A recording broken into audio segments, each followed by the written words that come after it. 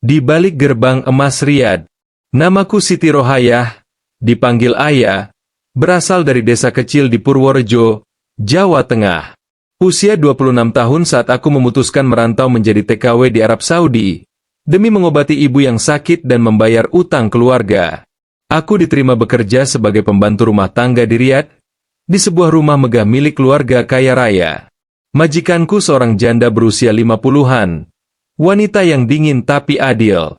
Namun, kehidupanku berubah saat aku bertemu dengan putra tunggalnya, pria tampan bernama Tarik Al-Fahim, pewaris bisnis properti di Timur Tengah. Pertemuan pertama kami sederhana. Aku sedang menyapu halaman saat ia baru tiba dari Dubai. Ia turun dari mobil mewah, mengenakan jubah putih panjang dan kacamata hitam. Aku menunduk, sebagaimana aku diajari. Tapi ia berhenti dan bertanya dalam bahasa Inggris. "Kau dari Indonesia?" Aku mengangguk. Ibuku sering menyebut pelayan dari Indonesia sebagai orang yang paling sabar. Hari-hari berikutnya, ia mulai menyapaku setiap pagi. Kadang menanyakan kabarku. Kadang hanya dia memandangi taman yang aku siram. Sampai suatu malam, ketika semua orang tidur, aku mendengar suara piano dari ruang tengah. Aku mendekat diam-diam, dan kulihat Tarik duduk sendiri, memainkan lagu sedih. Aku terpesona. Tanpa sadar, aku mendekat. Ia menoleh dan berkata, "Aku tahu kau mendengarkan." Aku gemetar, takut dimarahi. Tapi ia tersenyum. Pertama kalinya aku melihat senyum tulus dari pria Arab. "Kau tahu, aku ingin sekali pergi ke Indonesia. Ibuku selalu melarang. Tapi aku ingin ke sana, ke tempat para wanita sabar berasal." Seminggu setelah itu, Tarik mulai sering mengajakku bicara saat tak ada orang. Ia bercerita tentang hidupnya yang tak sebebas yang orang kira. Tentang perjodohan yang ia tolak. Tentang rasa hampa di balik rumah mewah dan uang tak terbatas.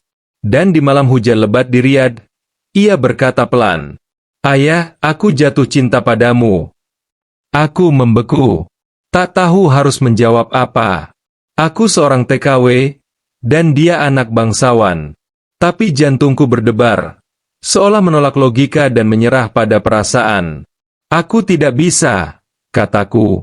"Kita dari dunia yang berbeda." Ia tak menjawab. Tapi esoknya, dia pergi. Tak ada pesan, tak ada perpisahan. 3 bulan kemudian, ibunya memanggilku ke ruang tamu. Di sana ada sebuah koper kecil, dan secarik surat.